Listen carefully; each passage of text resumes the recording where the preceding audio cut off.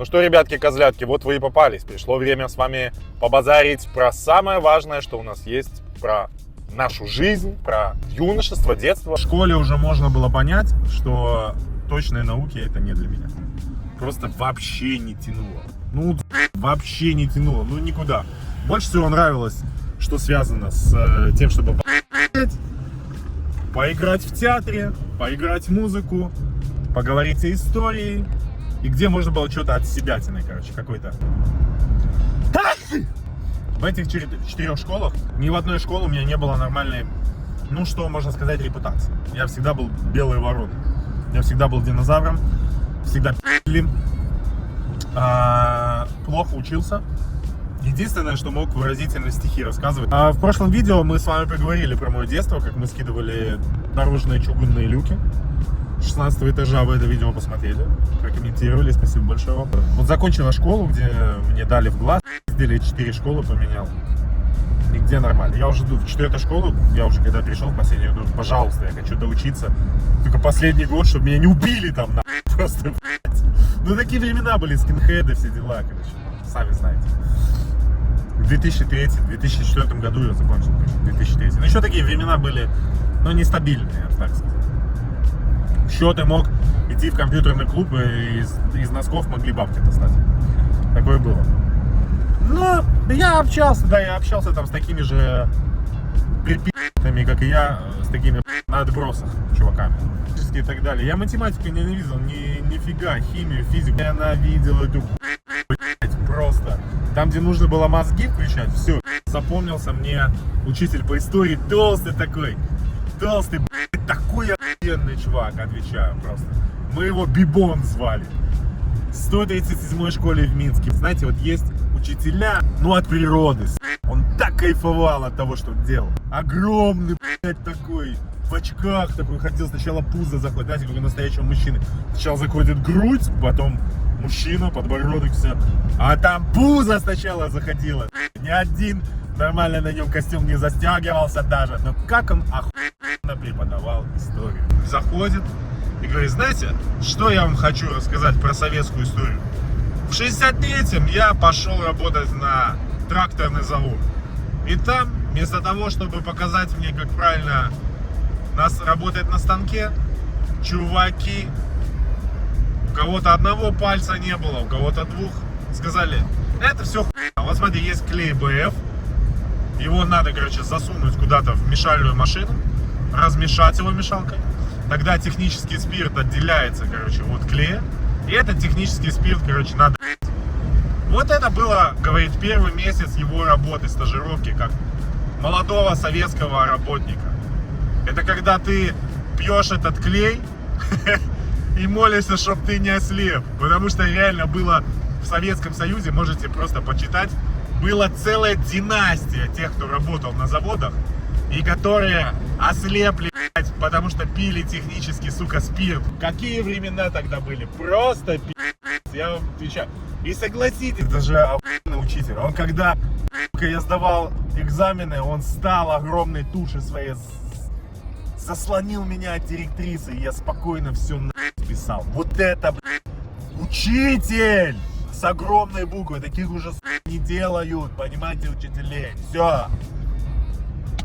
Я его уважал. Вот это я запомнил. Больше ни 4 школ я не запомнил. Ни вообще, что там было.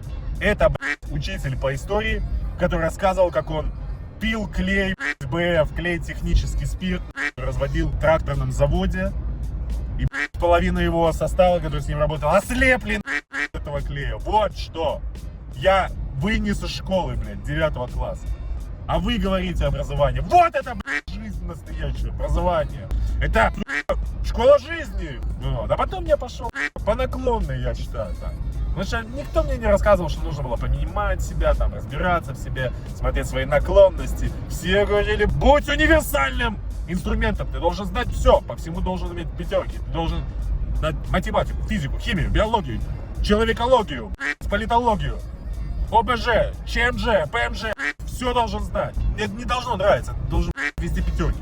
Итак, ребята, мы тут сделаем небольшую ставочку. Если вам когда-нибудь понадобится адвокат в Варшаве, классный адвокат, который решит любую вашу проблему, касающуюся административного права, хозяйственного, уголовного права и так далее, поможет вытянуть вас из самой сложной ситуации, я вам хочу порекомендовать своего хорошего друга Андрея, который много раз помогал и мне. Я уже снял с ним интервью, будет еще интервью, поэтому ссылочки будут в описании.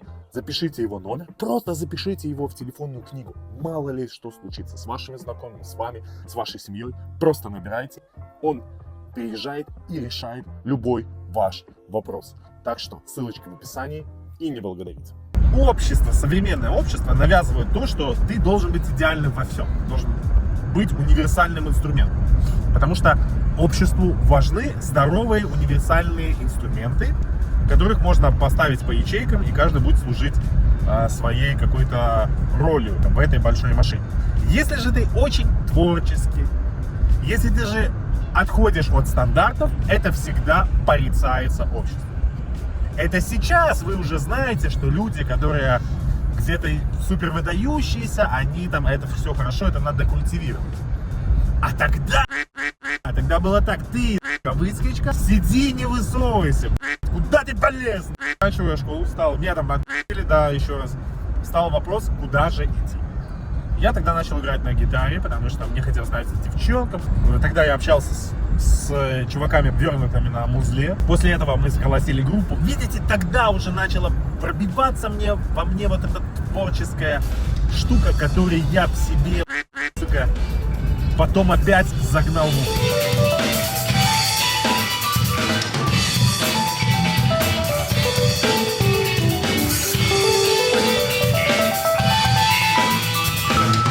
Минотавр наедине сам с собой.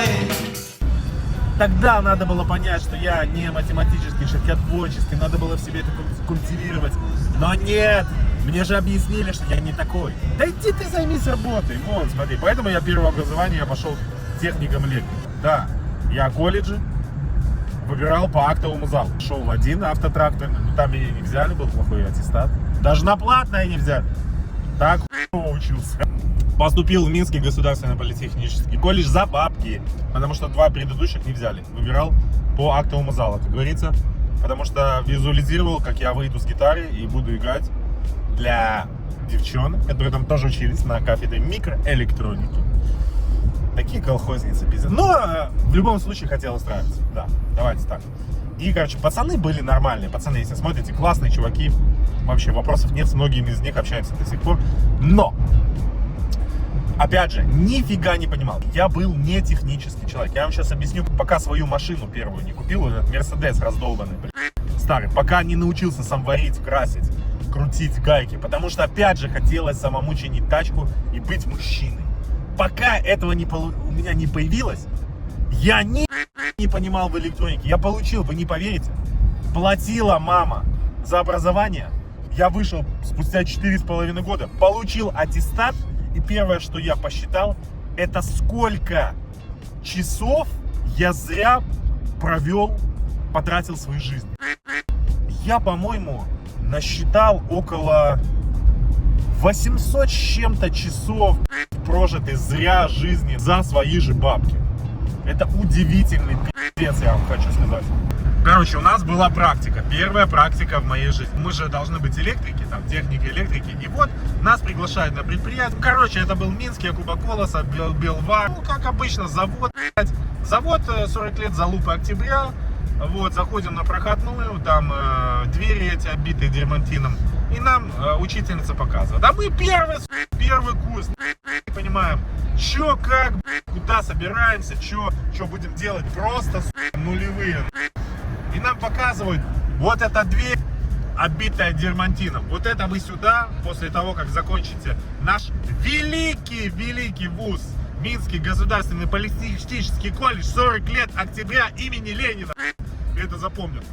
Вы пойдете сюда устраиваться на работу. А там сидел как дед какой-то пьяный, с красной мордой сидел. И нам сказали, все, показываем вам, что значит наше производство. Заходим, блядь, в цех, а там, знаете, что такое Белвак, блядь, чтобы вы понимали. Если вы видели такие помощницы соковыжималки, которые на весь Советский Союз когда-то поставлялся, говорит, вот, смотрите, великое предприятие. Заходим в следующее, там комната обычная, все нахуй снесено. И стоит один мешок, блядь. Заходим в следующую, там тоже ничего, второй мешок. То ли из-под картошки, то ли из-под каких-то гранул, блядь, этих пластмассовых, да, которые должны перерабатываться. Короче, нету. И нам говорят, вот это предприятие, вы сюда придете устраиваться, блядь, на работу. И ты уже на первом курсе понимаешь, что это, куда ты попал, просто. Ты не понимаешь, что неужели ты за это будешь платить деньги? Завод Термопласт. Я про эти заводы могу рассказывать просто часами. Это белорусские заводы, это просто.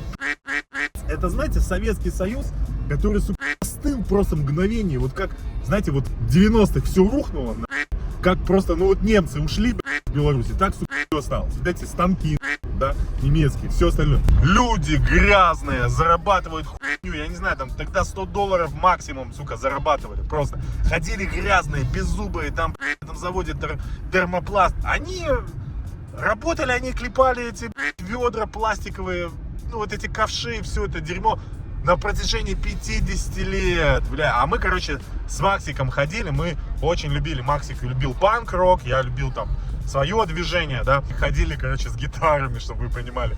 Да это завод с гитарами, бля.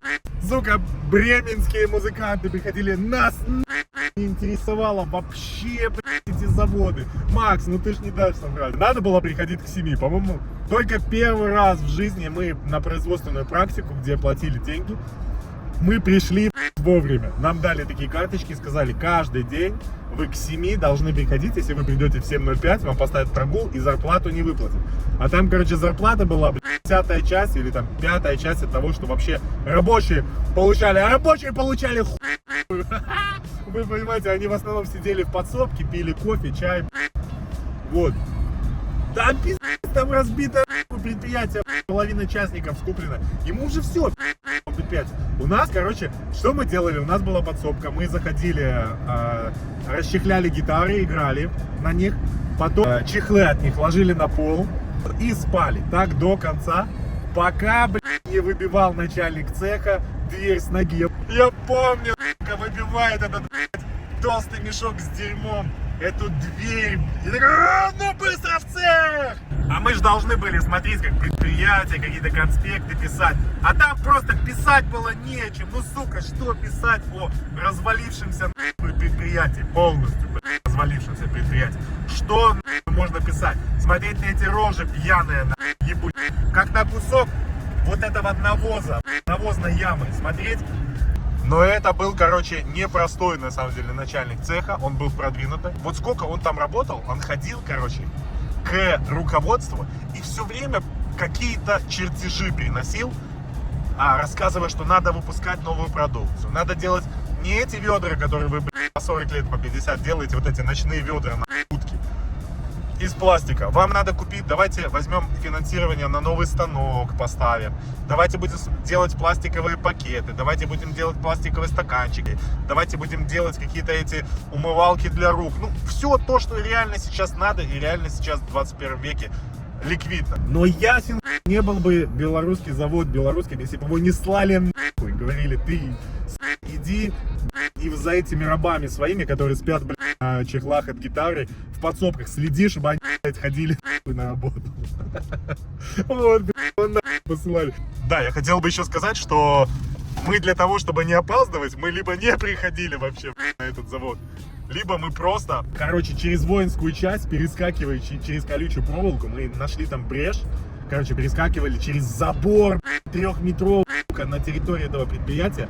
Вот, ну типа якобы мы уже на работе, не пробивали этот выпускной. Максик, по-моему, вообще неделю ходил на этот завод работать. Знаете, когда работа начиналась в 7 часов, мы только ложились спать. Мы думаем, ну так же сидеть не прикольно, надо что-то с собой брать. Потом, сука, перекидывали через забор бутылки пива. Пивком повеселее, блядь, на заводе пьяные ходили. Ну, а это ж практика, типа месяц-полтора. Потом я прихожу, короче, после долгого отсутствия, и этот начальник цеха, который выбивал нам дверь, он же приходит без двух пальцев, блядь. Оказалось, что он, короче, плюнул на этот завод, пошел куда-то, устроился токарем, на Фаниполь куда-то, ну, к частному предприятию. Ну, и поработав там неделю, там, отрубила ему 2 пальца, в принципе, нормально. И пришел обратно, потому что, ну, кому бесфаланговый вот этот Япашка-ниндзя. Я вам говорю, ну, просто вот круче белорусского завода нету ни. Писали конспекты, все, ну, интернета не было, что-то, короче, списали у кого-то. Мы заходим к начальнику этого цеха, и он говорит: не, пацаны, ну это так не работает. А он говорит: а как работает у вас, мы же не знаем, мы же недавно тут работаем в вашем заводе. Говорит: ну там через магазин 2 буслы, знаете, такое. И чернила какого-то, я не помню, блядь, что там ему принесли. И он поставил нам зачет. Говорит: пацаны, если бы сразу так решали, то можно было вообще не приходить на этот завод. Вот так выглядит образование белорусское, чтобы вы просто понимали. За деньги. А так выглядит РАМ 8-цилиндровый. Там на этом предприятии были, короче, такие подсобки, давали талоны на кефир. И можно было, короче, эти талоны обналичивать на кефир. И на булочки, короче. А знаете, где булочки делали с тараканами? В соседнем помещении, больше похожем, наверное, на туалет. Там баба такая огромная месила в школьном огромном тазу, где, наверное, ноги перед этим мыли, короче, месила тесто. Пашила эти булки, короче, типа столовая такая место было. Как мы тогда не отравились, я просто дивлюсь. Ну, тогда молодые были, сами понимаете. Закончил я это предприятие под названием Минский государственный политехнический колледж 40 лет октября имени Ленина.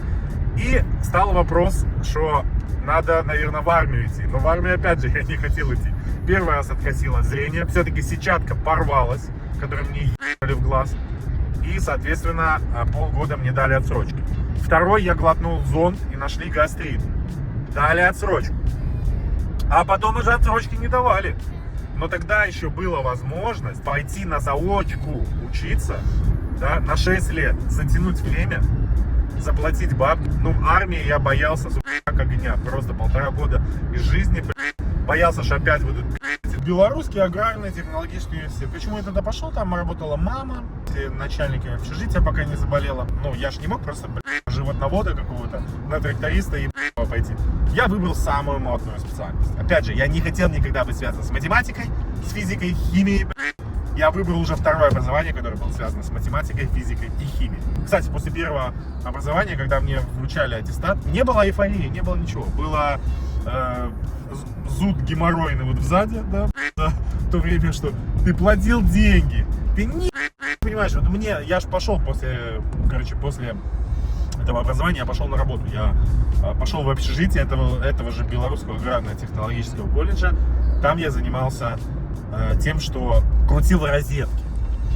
Первый раз в жизни держал отвертку, чтобы вы просто понимали, я получил образование, взял эту отвертку и ударил в какую из дырок, розетки. Чуваки, которые там работали, они даже не выключали напряжение, когда делали розетки. Там такие чуваки работали, про них можно просто рассказывать, сука, часами отвечаю. Там, блядь, такие просто, ну, я не знаю, но моя подсобка, она соседствовала с сантехниками. У сантехников на 50 рублей было меньше, блядь, плата. И они были без образования. А я образование, сука, получил. А у моего, короче, начальника было высшее образование. Он был инженером, у него, блядь, на $50 было больше зарплаты, чем у меня в этом поганом университете. У нас была тоже подсобка. Короче, я помню точно, один у него была с головой проблема, второй старик, по-моему, у него была какая-то подружка, которая захлебнулась своей же блевотиной, как он рассказывал. Ну, молодая девчонка там спилась и, сука, хлебнулась блевотиной. Вот такие движения были. Я туда ноутбук брал, в StarCraft играл, короче, в основном на работе. Мне давали задание 3-4 розетки сделать, я из них сделал 2. Один раз ебало током, но ничего страшного. В принципе, ну, ради этого, в принципе, я образование получал. Так, если ты электрик, тебя ни разу не ебало током, значит, ты не прошел боевое крещение. Но я понял, какая это дерьмовая работа. Какая дичь. Во-первых, люди конченые, никуда не стремятся. Вообще просто, блядь, трупы. Просто ходят на работу с работы, ничем не интересуются, блядь. Просто ты с ними деградируешь. Я думал, что я в конце жизни буду таким, как они. А родители говорят: нормально, все, там работай, как и все нормальные люди.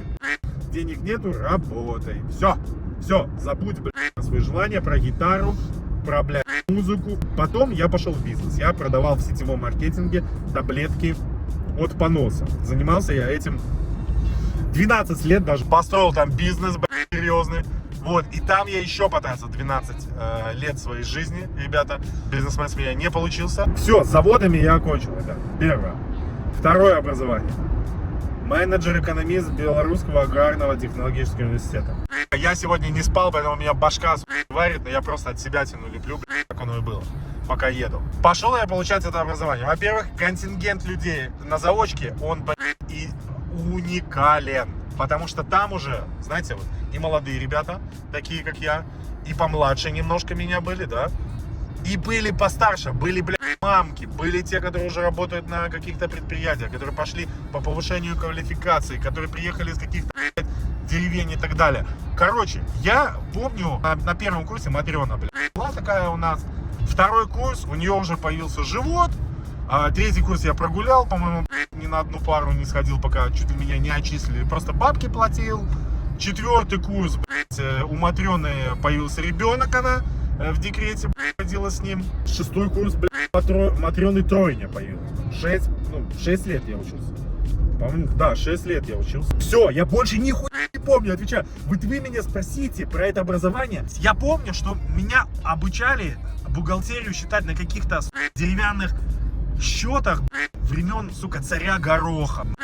И мне это жутко не нравилось, знаете почему? Потому что одна из девчонок, она говорит, я работаю на предприятии, я сама бухгалтер, у нас все это типа 1С, там, программа считает, это все уже давно не надо, зачем эти там счеты что-то делается. Ну, я был в недоумении, потому что я вообще, в принципе, ничего не хотел считать. Мне зададите вопрос, как я сдал диплом.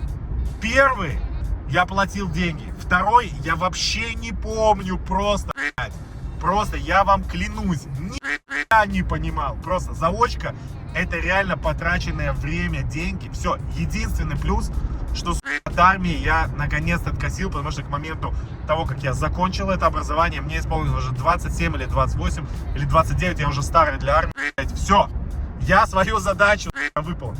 Учился 10 лет, в итоге не понимаю, ни одного образования нормального нету. И я ни дня не работал по своему образованию. Кроме того, что когда меня ебало током, и с алкоголиками, и с сантехниками, я сидел в подсобке в подвале. Я помню этот подвал, это пиздец.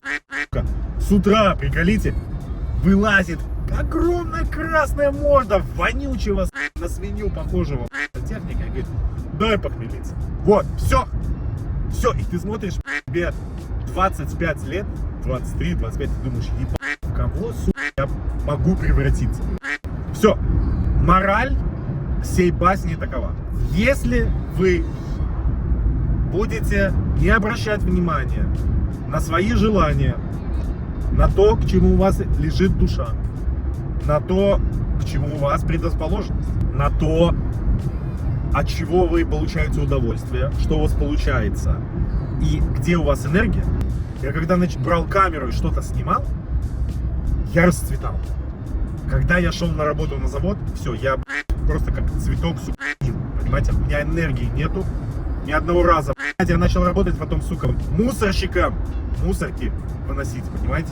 Мусорщиком начал работать. Я начал работать уборщиком в Белорусском аграрном вот этом вузе, короче, да, я в нем учился, а еще параллельно там был огромный такой стадион футбольный, я там листья убирал, короче, там, ну, по сути, там хорчки убирал за фанатами, которые... Тогда, короче, эта специальность называлась наладка спортивного оборудования, на самом деле обычно уборщик, то есть мне надо было к 7 приехать, зайти к начальнику, взять шуфель, поубирать снег, вот, и он говорит, блядь, оставайся тут, я говорю, нахуй оставаться, тут уже все убрано, он говорит, ладно, едь домой, я ехал домой, он мне через полчаса звонил, говорил, опять приезжай, опять снег выпал, будет директор идти, ничего не почищено, все, платили копейки, нихуя не хватало, короче, и, ну все, 2 образования, работаю уборщиком, не получается, это пиздец.